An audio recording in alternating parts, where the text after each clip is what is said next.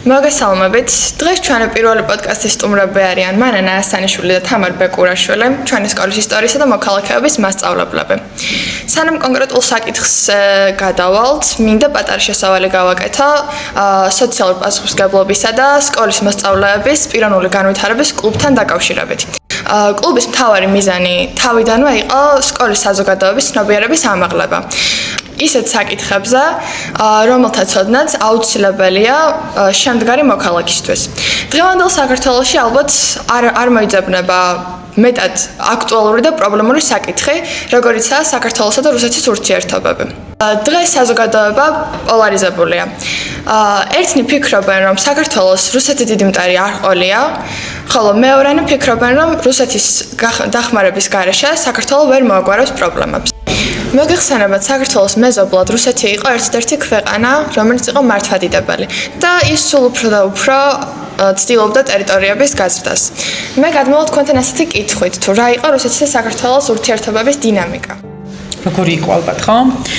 კი ბატონო, მოგესალმებით. პირველ რიგში ძალიან მოხარული ვარ თქვენი კლუბის საქმიანობით, თვითონ მიზნებით, რომელიც თქვენ გააშუქეთ. მივესალმები ყველაფერს, რაც ემსახურება მოსწავლეების და ზოგადად სასკოლო საზოგადოების ცნობიერების ამაღლებას და საკმაოდ საინტერესო გამოწვევა თქვენი მხრიდან წარმატებებს უსურვებ კლუბს და კლუბის წევრებს სკოლას, რა თქმა უნდა. რუსეთ-საქართველოს ურთიერთობებს თუ გავიხსენებთ, თავდაპირველად ურთიერთობის დასაწყისში საქართველოს რომელიც ერთიანი იმ დროისთვის არ იყო და დაყოფილიყო სამეფოებად, მოლოდინი იყო, რომ რუსეთი როგორც მართლმადიდებლური ქვეყანა, სუფთა წარსულის მქონე ქვეყანა, რაც გულისხმობ, რომ საქართველოსთან არ ქონდა არანაირი საომარი ტერიტორიები, თქვათ არანაირი მტრული ურთიერთობა, ქონდა მოლოდინი ქართველებს, რომ ქრისტიანული სახელმწიფოა, უზარმაზარი სახელმწიფოა, აქვს ყველანაირი რესურსი და დაეხმარებოდა თავისი ორი გამოცხადებული მტრის, ოსმალეთსა და ირანის წინააღმდეგ ფინანსურადაც, სამხედრო კუთხითაც შეაწევდა სიტყვას თუნდაც ზავების დროს, რომელსაც ხშირად დებდა ხოლმე რუსეთი ირანთანაც, ოსმალეთთანაც, მოლოდინი ასეთი იყო. რაც შეეხება ახლა ამ ურთიერთობების ცვლას, თქვათ, ხო, როდის გაჩნდა ეჭვები რუსეთის მიმართ, რომ რუსეთი, როგორც თქვენ აღნიშნეთ, ერთადერთი გზაა, თქვათ, გამოსავლის საძიებლად თუ პირიქით მტერია და სხვა არაფერი, ხო? მაშინაც არსებობდა მოკლედ მოსაზრება იმასთან დაკავშირებით, რუსეთია ერთადერთი ხსნა, გამოსავალი, რომელიც დაგვეხმარება მტერთან ბრძოლის დროს. თუმცა მაინც არჩევანი კეთდებოდა რუსეთის სასარგებლოდ, ანუ ქართველი მეფეები იღებდნენ გადაწყვეტილებებს რუსეთის სასარგებლოდ, ვინაიდან რუსეთი იყო არათუ დიდი სახელმწიფო შეძლებული მატერიალურად, არამედ იყო ქრისტიანული სახელმწიფო და ეს ძალიან დიდ როლს ასრულებდა ჩვენს ურთიერთობებში და ამას გარდა იყო ევროპაზე ორიენტირებული სახელმწიფო. ჩვენ ვიცით, რომ პეტრე პირველის დროიდან მოყოლებული რუსეთი ირჩევს ხო ევროპულ კურსს და აბსოლუტურად გადაწყობა მოხდა რუსეთის სახელმწიფოსი, ევროპეიზაციის პროცესი დაიწყო და შესაბამისად ის არჩევანი, რომელიც პოლიტიკური არჩევანი გაკეთა ჩვენ სახელმწიფოში ვახტანგ მე-6-ის დროს, შემდგომში უკვე ერეკლე მე-2-ის დროს რუსეთის არჩევანი, ასე ვთქვათ, როგორც პოლიტიკური მოკავშირე, განპირობებული იყო სწორედ აი ამ ფაქტორებით, რაც აღნიშნე. ასე რომ ეს დინამიკას თუ თვალს გადავავლებთ, რუსეთსა და საქართველოს შორის ყოველთვის არ ყოფილა დაძაბული ურთიერთობები, იყო ეს გარკვეული ტრამპლინები და ჩავარდნები და მაშინაც მოსახლეობა იყო ესე გარკვეულწილად გამიჯნული. თუმცა მაშინ ახლა საზოგადოების ფართო მასებისთვის არ იყო ეს ცნობილი, ვინაიდან მაშინ არ იყო ხო საშუალებები, მედია საშუალებები, ინტერნეტ საშუალებები, არ ვრცელდებოდა ინფორმაცია, ამიტომაც ეს მხარეები უფრო მეტად იყოფოდნენ ხოლმე ის ადამიანები იყვნენ, მხარეები, რომლებიც პოლიტიკაში იყვნენ ჩარეული, ხო, მეფის გარემოცვა და თუმცა ერთ რამეს დავაბანკეთ გალბატონო თამარ მასაბელო საქმე იმაში არის რომ აუცილებლად მინდა ხაზი გაუსვა რომ სანამ რახან რუსეთ-საქართველოს ურთიერთობაზე ვსაუბრობთ და ერეკლე მეფე და ასე ვთქვათ 18 საუკუნე მინდა აღნიშნო რომ სანამ ერეკლე რუსეთისკენ გაიხედავდა მანამდე მას იმედი ჰქონდა ევროპის გააგზავნა ელჩები მოსალაპარაკებლად, მაგრამ სამწუხაროდ იმ პერიოდში ევროპას ჩვენთვის არ ეცალა, 7 წლიან ომში იყო ჩართული და რა თქმა უნდა ერეკლეს ეს მცდელობა ჩაიშალა. ნუ ახლა აღარ დავკონკრეტები რომ ჯაშუშებმა დაუხოცეს კიდეც ის ელჩები და დანიშნულების ადგილამდეც კი ჩავიდნენ. ნუ ყოველ შემთხვევაში პირველი მცდელობა ევროპასთან დიპლომატიური კავშირი სამწუხაროდ ისა რა ქვია წარუმატებლად დასრულდა და შემდეგ იყურება უკვე და იმიდა სწორედ ქალბატონმა თამარმა ახსნა რომ ერეკლეს რუსეთთან ურთიერთობა კი არ უნდა და ერეკლეს უნდა და გაეჭრა პატარა სარკმელი ევროპისკენ, იმიტომ რომ სამხრეთიდან ვერანაირად ვერ ახერხებდა ის ევროპასთან დაკავშირებას და აქედან მაინც დაკავშირებოდა. ისე რომ სწრაფვა რუსეთისკენ კი არ იყო, რეალურად იყო სწრაფვა ევროპისკენ. რომ ის ცივილიზაცია, ის მიღწევები, ის რა ქვია, მიდგომები და იმ პერიოდში მე-18 საუკუნის ბოლოს რომ იწყებს უკვე ევროპა გაღვიძებული არის და რენესანსის პერიოდში რამდენად დიდი მიღწევები ჰქონდა ევროპას, ეს საქართველოში შემოსული იყო. სამწუხაროდ ოსმალეთი და ირანი უბლოკავდა საქართველოს და თავისთავად ქართულ სამეფო სამთავრებს ჰქონდა ძალიან დიდი სურვილი, რომ ის ვაკუუმი, რომელიც შეიქმნა მე-15 საუკუნის ბოლოს უკვე გაერღვიათ და კვლავ დაახლოვებოდნენ ევროპას, რომლის შემადგენელი ნაწილიც ის იყო სახელმწიფოებრივი ჩამოყალიბების პერიოდიდან. აი, როდის გაჩნდა ის ეჭვები და სიგნალები, რომ რუსეთი არასაიმედო და არასანდო პარტნიორი იყო საქართველოსთვის? სხვათა შორის კითხვის ნიშნები მანამდეც იყო საზოგადოებაში და მანამდეც საზოგადოება ორ ნაწილად იყო გაყოფილი და მოლოდინები ზოგს ჰქონდა, ზოგს არ ჰქონდა.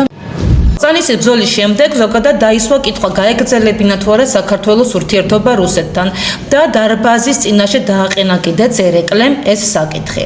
თუმცა მაშინდელი საზოგადოების უდიდესმა ნაწილმა მხარი დაუჭირა საქართველოს-რუსეთის ურთიერთობას. მაგრამ შემდეგ რეალური სახე გამოჩნდა 1801 წელს უკვე. დავამატებ მე აგრეთვე მანანა მასწავლებელო იმასაც, რომ ერეკლეს რეალურად ეჭვები დაებადა ტოტლებენის მოქმედების დროსაც, ხო? ასპინძის. თუმცა გეორგიევსკის ტრაქტატი მაინც დადო. მაინც დადო. კი, ნუ მაგრამ ახლა ამას ჰქონდა კიდე სხვა გარემოებებიც, ხო? ვაღიაროთ ესეც პირადი ტრაგედია, შვილის სიკვდილი, იქ მიგზავნილი ჯაშუშები, რომლებიც აქტიურობდნენ და ნუ ერთი სიტყვით მანანა მასწავლებლის ნათქვამი რომ გავაგრძელოთ, თავიდანვე გაჩნდა რეალური საფუძვლიანი ეჭვები იმის, რომ რუსეთი რამდენად გამოადგებოდა ქართლ-კახეთის სამეფოს თავისი გარკვეული ამოცანების გადასაჭრელად, ხო? ეხლა ცოტა უხეშად ნათქვამი გამოგვდის, რეალურად ჩვენ ვცდილობთ, ხო, რუსეთის გამოყენებას ჩვენსავე სასარგებლოდ. მაგრამ რეალურად ურთიერთობები როცა ყალიბდება სახელმწიფოთა შორის, ეს ურთიერთობები უნდა იყოს დაბალანსებული, ხო? ანუ კარგი ანდაზა გვაქვს ქართულში, ხელი ხელს სვანს ორივე ერთად პირს. აი, შესაბამისად უნდა ხდებოდეს, როდესაც მე შენ ასე გადგები, ასე გეხმარები, ამდენ რაღაცაში გიდგებ არ გვერდში, ანალოგიურად შენთან ურთიერთობას იმიტომ ვიწყებ, რომ შენგანაც გარკვეული მოლოდინი მაქვს. აი, გაიხსენა მანანა მასწავლებელმა კრწანისის ბრძოლა. კრწანისის ბრძოლაში საქართველოს ბედი წყდებოდა, აღმოსავლეთ საქართველოს ბედი წყდებოდა და შესაბამისად ძალიან მნიშვნელოვანი იყო აქ რუსეთის დახმარება, ხო? 5000-იანი ჯარისკაცებით, ჯარით 5000-იანი ჯარით 35000-იანი ჯარს უპირისპირდება ერეკლე. შესაბამისად სჭირდება თავისთავად წყალი დახმარება და სად არის ამ დროს რუსეთი? რუსეთი ამ დროს ყველაფერს განზე დგას და გვერდიდან აკვირდება, ხო? რა თქმა უნდა, გაუჩნდებოდა ეჭვები, მაგრამ ნუ უკვე მე მოგვიანებით რადიკალურად იცვლება სურათი, იმიტომ რომ ერეკლე 3 წლის მერე გარდაიცვლება გიორგი მე-12 მოდის ხელისუფლებაში და ის არათუ მამის ეჭვებს საფუძვლიანს ხდის და ამ მიმართულებით ცდილობს, რომ გაერკვეს რა მოხდა, არამედ პირიქით რუსეთს კიდევ უფრო მეტად უახლოვდა. იცით სამწუხარო რა არის, როდესაც აფრთხილებს სამეფო დარბაზი მეფეს, რომ ძალიან დიდი საფრთხეებია და სხვათა შორის ოსმალეთის და ირანი ძალიან კარგად ხედავდა იმ საფრთხეებს რუსეთის მოახლოებით, გეოპოლიტიკას რამდენად დიდ საფრთხეს უქმნიდა და მერემის გიორგის აწვდნიან ინფორმაციას და სთხოვენ, რომ არ შემოუშვას, უსვავენ კითხვას კიდეც, რომ კი, მაგრამ მეფეო, როდესაც თუ გახსნით თქვენ დარიალის კარებს, საჭიროების შემთხვევაში დახშავთ ამ კარებს და გიორგი მე-12-ის პასუხი არის, რომ უფლის ჯვარი დარწმენა დაგვეხმარება ამაში. თუმცა ჩვენ დავინახავთ მე რომ ქართველებისა და საქართველოს მეფეების მმართველების ასე ვთქვათ იმედები, რომელიც მაგალითად სახელმწიფოების სახელმწიფოებრიობის გადარჩენას ემსახურებოდა, ფიასკოთი დასრულდა, იმიტომ რომ სულ მალე ქართლ-კახეთის სამეფოს გაუქმება მოყვა. მაგრამ ერთი რამ მინდა დავამატო, უბრალოდ რომ ვიცოდეთ, რომ საქართველოს ხელისუფლებას არ გეგონოთ, რომ არ ქონდათ მოლოდინი და საშიშრობა, იმიტომ რომ ჩვენ საკმაოდ დიდი გამოცდილება გვაქვს პოლიტიკური სახელმწიფოებთან ურთიერთობის, თუნდაც საქართველოს ბიზანტიის ურთიერთობის, თითქმის ანალოგიური იყო. დიდი იმპერიები ყოველთვის ცდილობდნენ თავისი პატარა სახელმწიფოების გავლენის ქვეშ, პოლიტიკური გავლენის ქვეშ მოქცევას და რა თქმა უნდა, რუსეთსაც ანალოგიური ექნებოდა და ამის მოლოდინები ჰქონდათ. მაგრამ სიტუაცია იყო იმდენად რთული, რომ გამოსავალს ხედავდნენ უბრალოდ ამაში, თორემ ის რომ რუსეთი ბოლომდე მხსნელად წარმოედგინა ქართულ საზოგადოებას, არც ისე მიამიტები იყვნენ, როგორც აქედან ჩანს. ეს იმაშიც ჩანს, აი მანან ასწავლებელ ალბათ, რომ ქართველებმა შესანიშნავად იცოდნენ, რომ რუსეთის მთავარი ინტერესი იყო სამხრეთ კავკასიაში გაბატონება, ხო? რა თქმა უნდა, ამას ახლა ჩვენი პოლიტიკური ელიტა, ასე ვთქვათ, არ იყო უნიჭო და არც გაუნათლებელი, ძალიან კარგად ერკვეოდნენ, საერთაშორისო პოლიტიკური ამბებიც კარგად იცოდნენ და იცოდნენ ისიც, რომ რუსეთი თუ კი დაინტერესდა სამხრეთ კავკასიით, ხო, ის ბოლომდე ჩაყვებოდა ამ საკითხს. სწორედ აი ამიტომ იყო ეს პოლიტიკური არჩევანი განპირობებული და არა მარტო იმიტომ, რომ რუსეთი ჩვენსავით მართლმადიდებლური ქვეყანაა, ხო? კარგად ესმოდათ ეს ჩვენს ხელისუფლებას იმ დროინდელს და ეს იყო ძირითადად მიზეზი იმისაც, რომ შეცდომა მაშინდელი ხელისუფლების მე მინდა ვთქვა, იმიტომ რომ მაშინდელ ხელისუფლებას ეგონა, რომ რუსეთი დაეხმარებოდა მათი პრობლემების მოგვარებაში. და სხვამწუხაროდ შემდეგ უკვე მოგვიანებით 1921 წელს ანალოგიური მოხდა 18-21 წლებში ანალოგიური მოხდა, რომ სამწუხაროდ ის დიდი სახელმწიფო არ დაგეხმარება უანგარო და ყოველთვის იქნების საფრთხის ქვეშ, იქიდან გამომდინარე, რომ მისი პოლიტიკური ინტერესი, მისი გავლენა ყოველთვის იქნება და სურვილი, რომ მისი გავლენის ქვეშ სფეროს მისი პოლიტიკური გავლენის ქვეშ იყო. რა საკვირველია და იმ დახმარების ხელს, რომელსაც გამოგიწოდებს, ხო, აუცილებლად საპირწონედ იმის საპირწონედ, რასაც გაგიკეთებს, გაცილებით მეც მოგთხოვს და ეს უნდა გვესმოდეს ჩვენ. ჩვენ ახლა ამ წუთას რუსეთზე ვსაუბრობთ, თორემ ანალოგიური არის სხვა სახელმწიფოები და სხვა იმპერიების, რომლებიც ჩვენს მეზობლად იყვნენ. რომელთანაც ურთიერთობა ჰქონია ყოველთვის, მაგრამ სამწუხაროდ საქართველოს ყოველთვის გადიოდა ბეწვის ხიდზე და ყოველთვის იცავდა ოქროს შუალედს, რომ დაეცვა დიპლომატიური უსაფრთხოება ქვეყნისათვის. რამდენად ახერხებდნენ ეს უკვე ისტორიის გადასახედიდან ძალიან კარგად ვიცით, მაგრამ თუ კარგად ახერხებდნენ, ქვეყანა სწორ გზაზე იყო, თუ ვერ ახერხებდნენ, კარგად ვიცით, როგორი რთული პერიოდი ჰქონდა ჩვენს ქვეყანას. იმის მიუხედავად, რომ როგორც ახსენეთ, ყოველთვის ბეწვის ხიდზე გავდიოდეთ. ამის შემდეგ როგორ თვლიან კიდევ, რომ ერთადერთი ხსნა და ძალა არის რუსეთში ჩვენი პრობლემების მოგვარებისა. აი რა არგუმენტები გვაქვს ისტორიიდან ამისთვის? Ну, ალბათ ერთადერთი ის არის, რომ დღეისთვის ჩვენი ტერიტორიების 20% აქვს ოკუპირებული, ხო და ნუ გარკვეულწილად შეუძლია манипуляცია და რაღაც წილად ამ საკითხით ხო რა გვეთამაშებოდეს და манипуляციას ახდენდეს ჩვენი მისამართით და ერთგვარი მომენტია ეს. მე კიდე რა ისტორიული უახლესი წარსული, ხო ძალიან დიდი წილი ჩვენი განსაკუთრებით უფროსი თაობა ალბათ უფრო მეტად მისტირის, კი, მიჯაჭვულია და მისტირის იმ დროებას, როცა რუსეთის შემადგენლობაში, ну, რუსეთი ესე არ ერქვა, საბჭოთა კავშირი იყო მართალია, მაგრამ ну, იცით რა არის ეს სოციალური ფონი და ეკონომიკური ფონი ძალიან დიდ გავლენას ახდენს ზოგადად ადამიანების, უბრალო ადამიანების ცნობიერებაზე, ხო? ხშირ შემთხვევაში, როდესაც ადამიანის სოციალ-ეკონომიკური მდგომარეობა არც ისეთი სტაბილურია, ხო? ის მისტირის ძველ დროებას და როცა არ უჭირდა, როცა კარგად იყო, როცა არ უწევდა ყოველდღიურად ლუკმაპურისთვის პირდაპირ გაგებით აიბრძოლა და ამიტომ რაღაცნაირად ასეთი ადამიანი დიდი ნაწილისთვის, მოსახლეობის დიდი ნაწილისთვის ასოცირდება საბჭოთა კავშირი და ზოგადად ეს წარსული რაღაცა კეთილდღეობასთან, სოციალურ სტაბილურობასთან. ერთს დავამატებ და რაღაც მაგალითს მოვიყვან 1918 წელს პირველი მსოფლიო ომი როდესაც იყო, მაშინ ქართული საზოგადოება მაშინ ორ ნაწილად გაიყო, ნაწილი გერმანიის, ასე ვთქვათ, მხარდამჭერი იყო და თვლიდნენ, რომ გერმანიის დახმარებით, ვთქვათ, საქართველო მოიპოვებდა დამოუკიდებლობას და ჩემი მტრის მტერი, ჩემი მეგობარი აი ამ პრინციპით მოქმედებდნენ, ხოლო ნაწილი საზოგადოების, სხვათა შორის ჟორდანია იყო ამ ნაწილის, ასე ვთქვათ, გამხმოვანებელი და მხარდამჭერი თვლიდნენ, რომ რუსეთთან ურთიერთობა უნდა ყოფილიყო, ანუ ანტანტას უჭერდა მხარს. მაგრამ ორივე აკეთებდა ქართულ საქმეს ხაზგასმამი და ორივეს ინტერესი ასე თუ ისე იყო საქართველოს დამოუკიდებლობისათვის ბრძოლა. და საქმე რაშია, იცით, შეიძლება სხვადასხვა იდეოლოგია იყოს ზოგადად საზოგადოებაში ისტორიულად, მაგრამ გააჩნია რას ემსახურება ის.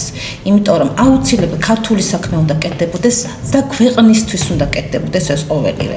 თუმცა შემდეგ ჩვენ ძალიან კარგად ვიცით, რომ პირველი მსოფლიო ომის შემდეგ სოციალ-დემოკრატები მოდიან ხელისუფლების სათავეში და სხვათა შორის ნოე ჟორდანიას რუსეთი სოციალ-ბოლშევიკური რუსეთი არ მიაჩნდა მტრად და ცდილობდა კიდეც ლენინთან ურთიერთობის დალაგებას, მაგრამ სამწუხაროდ აი ეს ურთიერთობა სამწუხაროდ შემოგვიბრუნდა ჩვენ ძალიან ცუდად.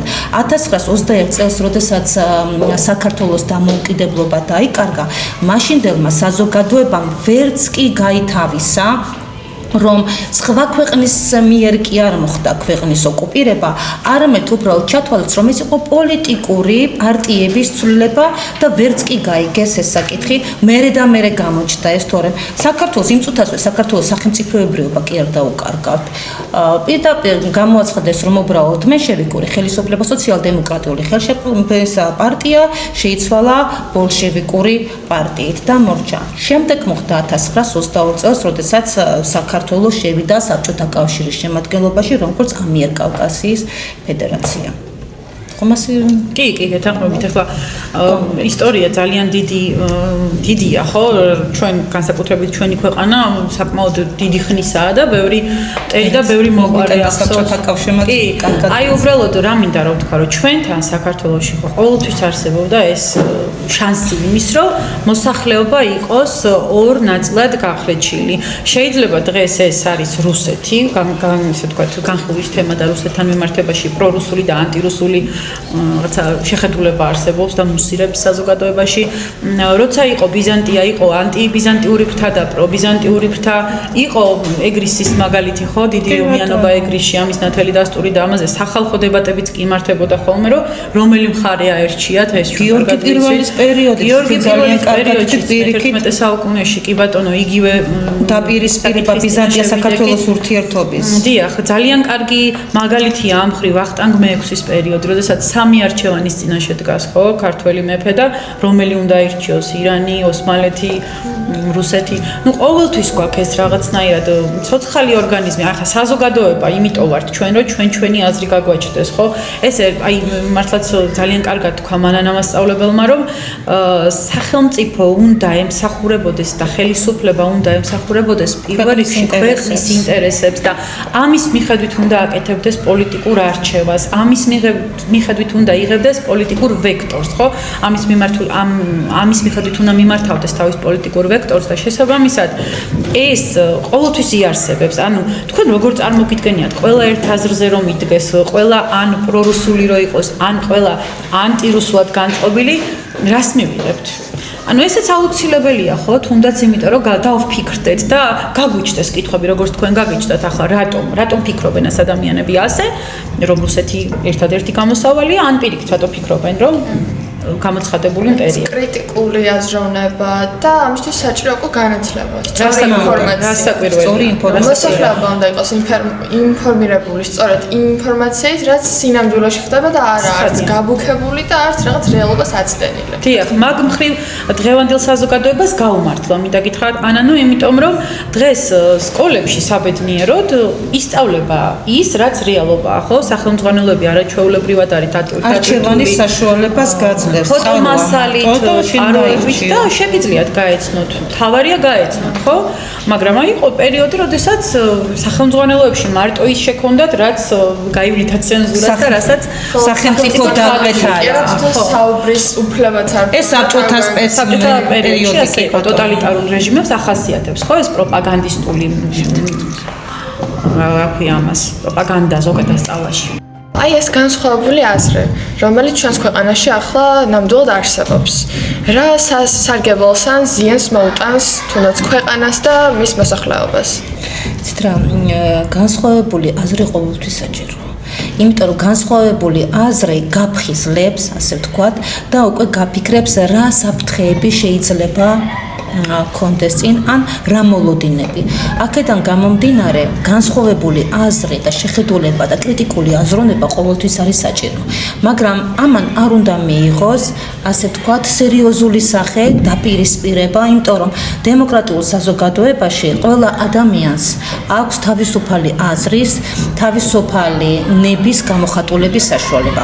აქედან გამომდინარე, რა თქმა უნდა, თითოეულს აქვს აზრის თავისუფლება, მაგრამ აუცილებლად არ უნდა დავივიწყოთ და ყოველთვის უნდა გვახსოვდეს, რომ ამან არ უნდა შეიძინოს, ასე ვთქვათ, მწვავე ხასიათი, იმიტომ რომ ჩვენ ისტორიიდან ძალიან კარგად ვიცით, რამდენად საზიანო აღმოჩნდა ჩვენი საზოგადოებისთვის, ჩვენი ქვეყნისთვის აზრთა დაპირისპირება, რომელიც უკვე მტრულ ბანაკებად აყალიბებდა ჩვენ საზოგადოებას და მიგვიყვანა კიდეც სამოქალაქო ომამდე და ურთიერთდაპირისპირებამდე და ყოველივე ამან კი სამწუხაროდ გარეშე ძალების არასასიამოვნო და არატკეთილმოსურნე გარეშე ძალების სასარგებლოდ დაასხა წისქვილზე წყალი და ფაქტობრივად ყოველთვის ასე იყო, შიდა დაპირისპირება ბევრად უფრო მძიმე იყო ჩვენი ქვეყნისთვის ვიდრე გარეშე მტრის შემოსევა.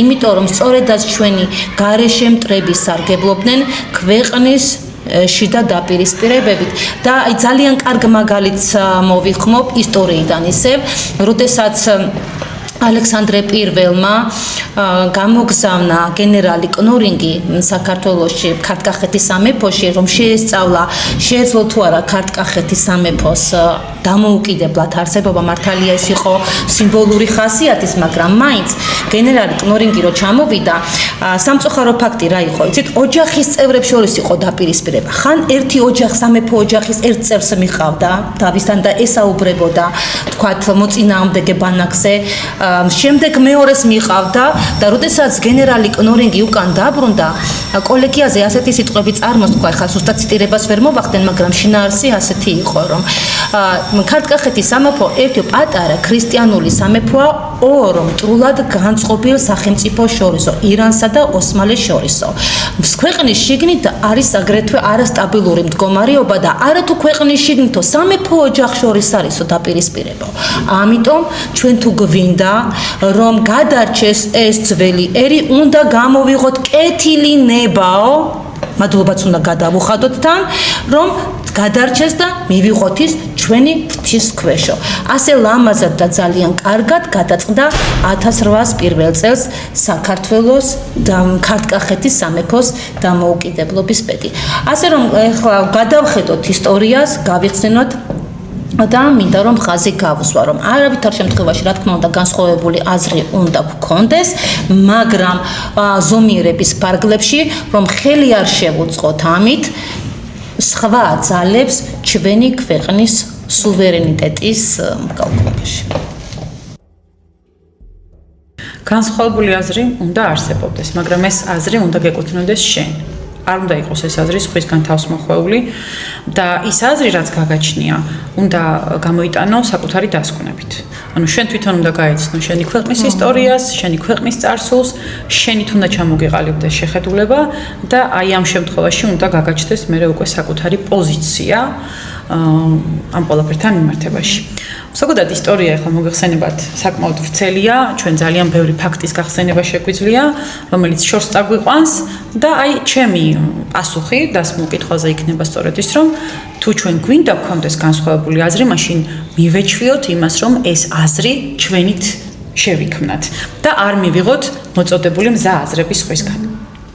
ჩემი პასუხი ეს იქნება. და ამისათვის კი ყველაზე მთავარი რა არის? სწავლა, განათლება და შემდეგ უკვე ამის საფუძველზე ანალიტიკური აზროვნება. ჩვენი პოდკასტი უკვე დასასრულს მიუახლოვდა და მინდა რომ კიდევ ერთხელ დიდი მადლობა გადაგიხადოთ, რაც დრო დაგვითმეთ და ნამდვილად შეიტანეთ თქვენი წვლილი ჩვენ კლუბის საქმიანობაში. მადლობა თქვენ მოწვევისთვის, მივესალმებით ასეთ პროექტებს და გისურვებთ შემდგომ წარმატებას. მადლობა ასეთი აქტიური მოსწავლეები ყავს. ნამდვილად. მომავალ შეხვედრამდე.